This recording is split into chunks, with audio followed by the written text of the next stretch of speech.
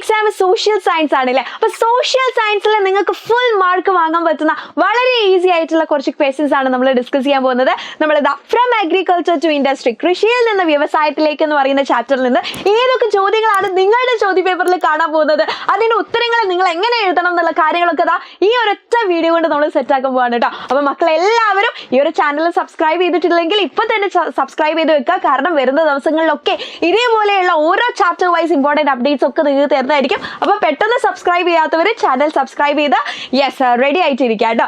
Okay, so from agriculture to industry എന്ന ചാപ്റ്ററിൽ നമുക്ക് പ്രതീക്ഷിക്കാൻ പറ്റുന്ന ആദ്യത്തെ ഒരു ക്വസ്റ്റ്യൻ ആണ്, write a note on the expansion of agriculture leading to the formation of cities using the given flow chart. തന്നിരിക്കുന്ന ഫ്ലോ ചാർട്ട് ഉപയോഗിച്ച് നഗരങ്ങളുടെ രൂപീകരണത്തിലേക്ക് വഹിച്ച വികാസത്തെക്കുറിച്ച് ഒരു കുറിപ്പ് എഴുതുക എന്നാണ് പറഞ്ഞത് അല്ലേ. അപ്പൊ ഇങ്ങനെയൊരു ഫ്ലോ ചാർട്ട് ചിലപ്പോൾ തരും, ചിലപ്പോൾ നമ്മൾ തന്നെ ആ ഫ്ലോ ചാർട്ടും ക്രിയേറ്റ് ചെയ്യേണ്ടി വരും കേട്ടോ. അപ്പൊ ഇത് ബേസ് ചെയ്തിട്ട് എങ്ങനെയാണ് ഈ ഒരു കൃഷിയിൽ നിന്ന് ആ ഒരു വലിയ നഗരങ്ങളിലേക്കുള്ള ഒരു വളർച്ച തന്നെന്നുള്ളതാണ് നമുക്ക് എഴുതാൻ പറഞ്ഞിരിക്കുന്നത്. ഓക്കെ, നഗരങ്ങളുടെ രൂപീകരണത്തിലേക്ക് നയിച്ച കൃഷിയുടെ വികാസത്തെ കുറിച്ച് എഴുതാനാണ് പറഞ്ഞിരിക്കുന്നത്. അപ്പൊ നമുക്ക് ഒരു കഥ തന്നെ എഴുതി വെക്കാനുണ്ട് അല്ലെ. അത് ഈസി ആയിട്ട് പഠിച്ചാലോ. മിസ് ഓരോ പോയിന്റും വളരെ സിമ്പിൾ ആയിട്ട് നിങ്ങൾക്ക് എഴുതി തന്നിട്ടുണ്ട്. അപ്പൊ കൃത്യമായിട്ട് കേൾക്കുക. So agriculture expanded, people started producing more food അല്ലെ. യെസ്, നമ്മുടെ കൃഷി വ്യാപിച്ചപ്പോൾ ആൾക്കാർ എന്ത് ചെയ്യാൻ തുടങ്ങി, കൂടുതൽ സാധനങ്ങൾ ഉൽപ്പാദിക്കാൻ തുടങ്ങിയില്ലേ. അപ്പൊ അവിടെ എന്ത് വന്നു, മിച്ചോൽപാദനം വരുവാണ് ചെയ്തത്, സർപ്ലസ് പ്രൊഡക്ഷൻ വരുവാണ് ചെയ്തത്. അങ്ങനെ ബാക്കി വന്ന കാര്യങ്ങളൊക്കെ അവർ എന്ത് ചെയ്യാൻ തുടങ്ങി, അവർ ഉൽപ്പന്ന സംഭരണം അവർ സ്റ്റോർ ചെയ്യാൻ വേണ്ടിയിട്ട് ശ്രമിക്കുകയാണ് ചെയ്തത്. അതിനുശേഷം സ്റ്റോർ ചെയ്തിട്ടും ബാക്കിയായിട്ട് വീണ്ടും എന്ത് വരികയാണ് ചെയ്തത്, സാധനങ്ങൾ വരുന്നു. അപ്പൊ അവരെന്ത് ചെയ്യാണ് ചെയ്തത്, ഇത് മറ്റുള്ള ആൾക്കാരുമായിട്ട് കൈമാറ്റം ചെയ്തു, എക്സ്ചേഞ്ച് ചെയ്തു. ഓക്കെ, അങ്ങനെ ചെറിയ ചെറിയ കൈമാറ്റത്തിൽ നിന്ന് തുടങ്ങി പിന്നീട് അത് ഇതിലേക്ക് മാറുക, വലിയ മാർക്കറ്റുകളുടെയൊക്കെ രൂപീകരണത്തിലേക്ക് മാറുകയാണ് കേട്ടോ. അങ്ങനെ ചെറിയ ചന്തകളും അങ്ങാടികളും ഒക്കെ വന്നു. ആൻഡ് ലാസ്റ്റ്ലി ഈ ചന്തകളും അങ്ങാടികളും വലിയ നഗരങ്ങളായിട്ട്, ട്രേഡ് സെന്റർ, സിറ്റീസ് ആയിട്ട് മാറുകയാണ് ചെയ്തത്. അപ്പൊ ഈ ഒരു ഫ്ലോ ചാർട്ടൊക്കെ തന്നാൽ ഈസി ആയിട്ട് നിങ്ങൾക്ക് എഴുതിക്കൂടെ. അപ്പൊ നമ്മളെ കഥ എങ്ങനെ എഴുതാം നമുക്ക്. യെസ്, കൃഷി വികസിച്ചപ്പോൾ ആളുകൾക്ക് എന്ത് വന്നു, കൂടുതൽ സാധനങ്ങൾ പ്രൊഡ്യൂസ് ചെയ്യാൻ തുടങ്ങി അല്ലെ. അങ്ങനെ മിച്ചോൽപാദനം അവരുടെ കയ്യിൽ വന്നപ്പോൾ അവർ അത് സൂക്ഷിച്ച് സ്റ്റോർ ചെയ്യാൻ വേണ്ടിയിട്ട് ശ്രമിക്കുകയാണ് ചെയ്തത്. എന്നിട്ട് അവർക്ക് ബാക്കി വന്ന സാധനങ്ങൾ അവരെന്ത് ചെയ്തു, മറ്റുള്ളവരുമായിട്ട് എക്സ്ചേഞ്ച് ചെയ്തു. അങ്ങനെ അവർ എക്സ്ചേഞ്ചിൽ നിന്ന് അല്ലെ, ഇങ്ങനെ കൈമാറ്റം ചെയ്യുന്നതിൽ നിന്ന് തുടങ്ങിയ ഒരു കാര്യം പിന്നീട് എന്തിലേക്ക് മാറുകയാണ്, പിന്നീട് ചെറിയ അങ്ങാടികളുടെയൊക്കെ രൂപീകരണത്തിലേക്ക് മാറുകയാണ് ചെയ്തത്. അങ്ങനെ ആ അങ്ങാടികളാണ് ലാസ്റ്റ് വലിയ നഗരങ്ങളായിട്ട് മാറിയത്. ഈസി അല്ലേ. യെസ്, അങ്ങനെയാണെങ്കിൽ നെക്സ്റ്റ് ഒരു question, which Asian trade route connected the east and west of Asia and extended commercial relationship between Asia, Europe and Africa. ഏഷ്യയുടെ കിഴക്കും പടിഞ്ഞാറും ഭാഗങ്ങളെ ബന്ധിപ്പിക്കുകയും ഏഷ്യ, യൂറോപ്പ്, ആഫ്രിക്ക എന്നിവയ്ക്കിടയിൽ വാണിജ്യ ബന്ധം വ്യാപിക്കുകയും ചെയ്ത പുരാതന വ്യാപാര പാത ഏതാണ്? നമ്മൾ കൃത്യമായിട്ട് എല്ലാ സെഷനിലും ഡിസ്കസ് ചെയ്യുന്നതാണ്. യെസ്, അതിനെയാണ് അല്ലേ നമ്മുടെ യൂറോപ്പ്, ആഫ്രിക്ക, ഏഷ്യ കണക്ട് ചെയ്യുന്ന പുരാതന വ്യാപാര പാതയാണ് നമ്മൾ എന്ത് പറയുന്നത്, സിൽക്ക് റൂട്ട് എന്ന് പറയുന്നത്. വളരെ ഇമ്പോർട്ടൻ്റ് ആണ്, ഇപ്പൊ തന്നെ പഠിച്ചു വെച്ച. ഓക്കെ, ഇനി ചോദിക്കുക എന്താണ്, yes, classification of economic activities അല്ലെ, സാമ്പത്തിക പ്രവർത്തനങ്ങളുടെ വർഗീകരണത്തെ കുറിച്ചിട്ട്. അപ്പൊ നിങ്ങൾ ഈ ഒരു ടേബിൾ തന്നെ പഠിച്ചു വെക്കണം. ഒരുപാട് കുട്ടികൾ മിസ്സിന് മെസ്സേജ് അയച്ചിട്ടുണ്ട് ഈ ചോദ്യം ഇമ്പോർട്ടൻ്റ് ആണോ എന്നുള്ളത്. മിസ് ഇതാ പറയാണ്, 100% നിങ്ങൾക്ക് ഇമ്പോർട്ടൻ്റ് ആണ്. ഇത് ബേസ് ഒരു ചോദ്യം നിങ്ങൾക്ക് ഈ ചാപ്റ്ററിൽ നിന്ന് പ്രതീക്ഷിക്കാം. ഓക്കെ, അപ്പൊ എക്കണോമിക് ആക്ടിവിറ്റീസിനെ നമ്മൾ എങ്ങനെയാണ് ക്ലാസിഫൈ ചെയ്തത്, 3 എണ്ണമായിട്ടാണ് ക്ലാസിഫൈ ചെയ്തത് അല്ലെ. പ്രാഥമിക മേഖല, ദ്വിതീയ മേഖല, തൃതീയ മേഖല, പ്രൈമറി, സെക്കൻഡറി, ടേർഷറി എന്ന് ക്ലാസിഫൈ ചെയ്തിട്ടുണ്ട്. അപ്പൊ നമ്മളുടെ ഈ ഒരു പ്രകൃതിയുമായിട്ട്, നാച്ചുറുമായിട്ട് റിലേറ്റ് ചെയ്തതാണ് പ്രൈമറി സെക്ടർ എന്ന് പറയുന്നത്. അവിടെ എന്തൊക്കെയാണ് വരുന്നത്, യെസ്, നമ്മുടെ അഗ്രികൾച്ചർ, ഫോറസ്ട്രി, മൈനിങ്, ഫിഷറീസ്, ഒക്കെ കൃഷി, വനപരിപാലനം, ഖനനം, മത്സ്യബന്ധനം ഒക്കെയാണ് വരുന്നത്.